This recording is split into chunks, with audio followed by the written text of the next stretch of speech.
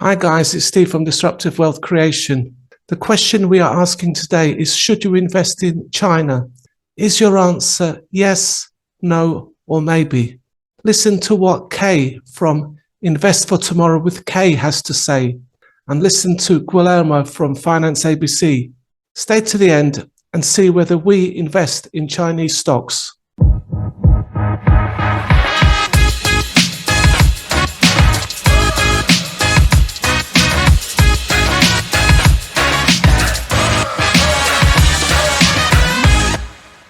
Before we begin, if you do enjoy this video and want to see more content, don't forget to subscribe and give us a like. And if you are short of time, then please look at the timeline in the description below and just skip to the bit you want to listen to. So, what is going on in China and why are we talking about this? Well, China does not seem to be doing very well at the moment, and many venture capitalists have pulled their money out of China, namely for two reasons. The first one is that there's a perception that China puts ideology before economic decision-making. And secondly, China has a zero tolerance towards COVID, and there's no signs of it being relaxed. And this is affecting businesses massively. So let's start with some examples of how China is putting ideology above economics, and then speak to our experts. Dai Jinping said that it's not a matter of whether a cat is black or white. It's a matter of, does it catch mice? And venture capitalist Ray Dalio, who has invested in China for many years, states that the main motivation for China is to make money. Ray Dalio also continues to say that in China, there is a power structure and it starts from the top and it works its way down. It's a bit like a parent and child relationship. China has total control over the people, and they use this control to distribute wealth amongst the people. They call it common prosperity. So let's get started now as I make the case for investing in China, followed by Guillermo from Finance ABC stating the case against, and Kay from Investing for Tomorrow with Kay presenting the case for maybe. Why would we want to invest in China? Well, China is a massive country. There's a big market size to the country, and I believe there's a lot of growth potential. China, for example, it does $18 trillion of trade with the USA. So we cannot ignore China. China's there. And in my view, we have to invest in China. That compares with $15 trillion with the EEC, with Europe. So the USA is investing more with China than it is with Europe. So I think that's something that needs to be taken into account. Also, China's population is over 1 billion people. So again, it's a big country, market size is large, growth potential is big as well.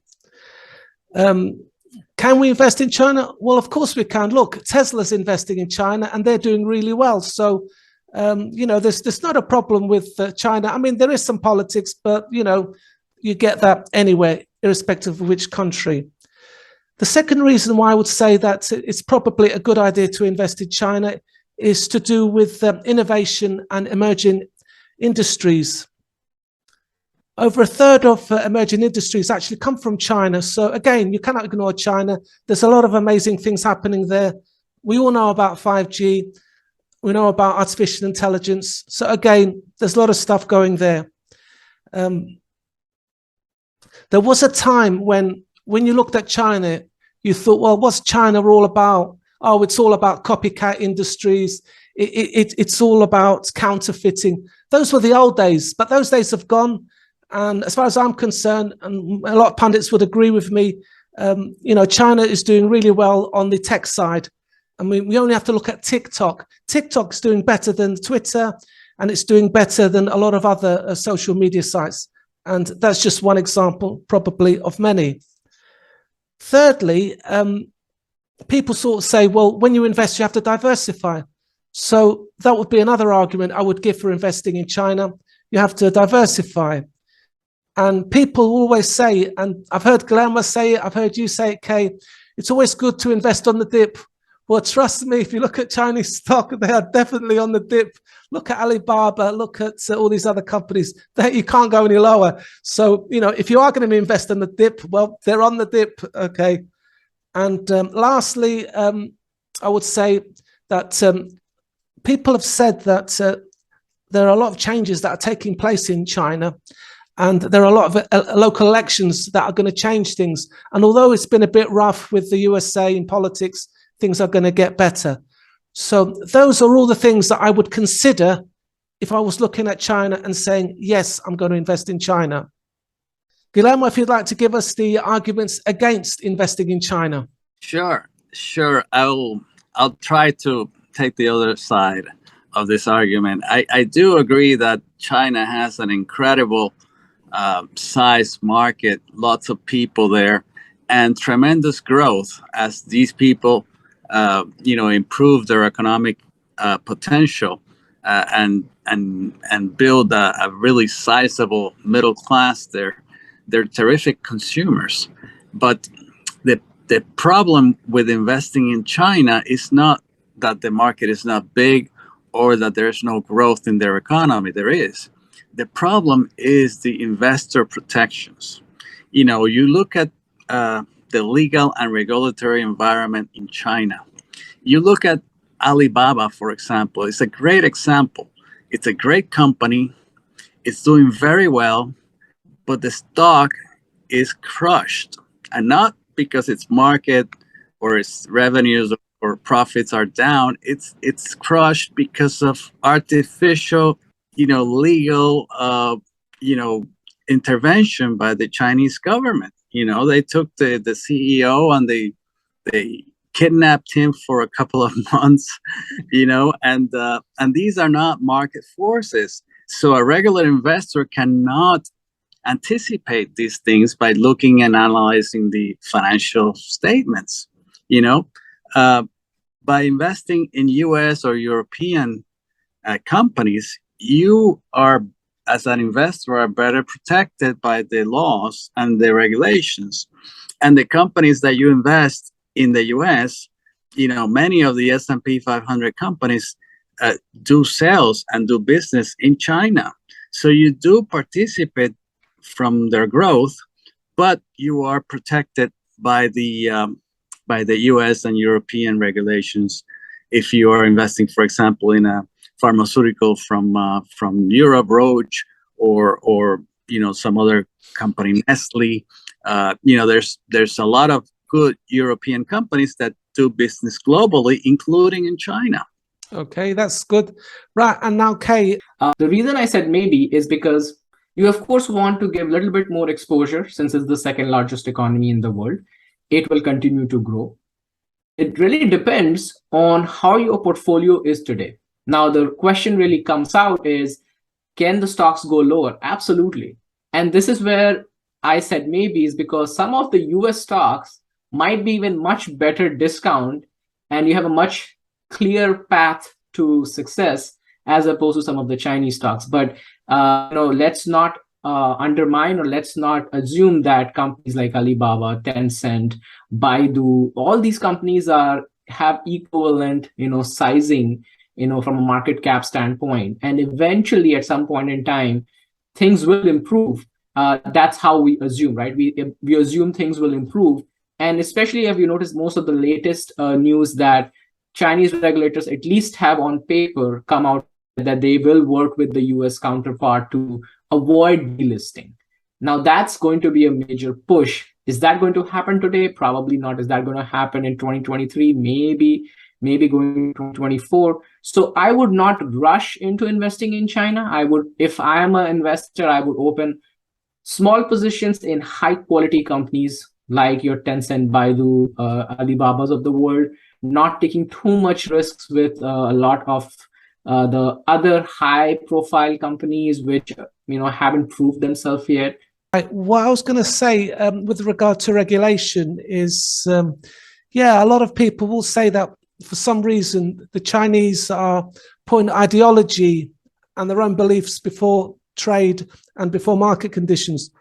But you could argue that the regulations that they're imposing on a lot of the tech companies are basically sort of regulations that America is wanting to do the same, because what they're saying is a lot of companies are too large, they're monopolistic, they need to do something with them. So maybe China's just done it first, and some of these regulations will filter through in America at a later date. That's just one argument I would make. The argument, if I was going to make an argument against investing in China, my argument would be that the opportunity cost of using that money now and investing in something else that's going to give me a return is a lot better than hanging around waiting. Yes, of course, China long-term may be a good investment, but how long is long-term? You know, and while that money's sitting there doing nothing, I could be investing my money in something else that could be generating income for me. So that would be my argument against possibly investing, even if it was going to be a good investment long-term. I don't know. What do you think, Guillermo? What's your views on that? Oh, certainly the opportunity cost of having your money return a higher return is there, and also you would have foreign exchange risk if you invest in Chinese stocks directly, as opposed to through American depository receipts in the U.S. And I have to agree with Kay that some of the audit requirements that the U.S. regulators had, they are working with Chinese regulators to try to audit, the financial statements of some of these Chinese companies that are listed in the U.S. But in China, they have this zero COVID policy, and they can really lock down their entire economy on a moment's notice. And this is something that can have an adverse effect on the Chinese stocks. Certainly it's having an effect on oil prices, thankfully for the rest of us, because, oil prices go up and down based on demand. And if the global demand is very high, everybody has to hurt their economic growth in order for demand to be lower, except that if China, closes its economy, their demand would go down disproportionately to everybody else, so everybody else doesn't have to go down fast enough. So in a way, they're helping us by closing their economy to COVID with oil prices in particular, for example. But I just feel that, like you say, Steve, that the opportunity cost of not investing in the U.S., for example, where you might have a big jump in the S&P 500 index next year, and miss out for an adequate return in China, then you have some translation loss from the foreign exchange. In the end, for a U.S. investor, it might be just better to just stay invested in the U.S. and have that indirect exposure to China through the multinational companies that operate there, such as Tesla, Apple, Coca-Cola, Starbucks, and all the others. Okay, so lastly then, Kay, if I could ask you for your last comments on this, and let me know, are you investing in any Chinese stock now? And then after that, Guillermo, can you tell me whether you're investing in any stock? And then I will tell you about my own personal circumstances. So Kay first. So yes, so I invest in NIO. That is one of the Chinese companies that is a potential rival to Tesla, as we'll see. I used to invest in Alibaba as well, but I had gotten out of Alibaba a long time ago before the stock went down. But right now, I only have exposure to NIO at this current point in time. Okay, and you, Guillermo? I don't have direct exposure to any Chinese companies, but I do have indirect exposure through the S&P 500 index, which of course has Alibaba and Tencent and most of the big Chinese companies that trade in the US. Okay. They are the S&P. Right. And for me, well, if you would have asked me this question 12 months ago, I would have said to you, I've got shares in Baidu, NIO, and Xpeng. And if you ask me now, I have no shares in Chinese companies. So that's my situation. Okay, so that's great. Thank you very much.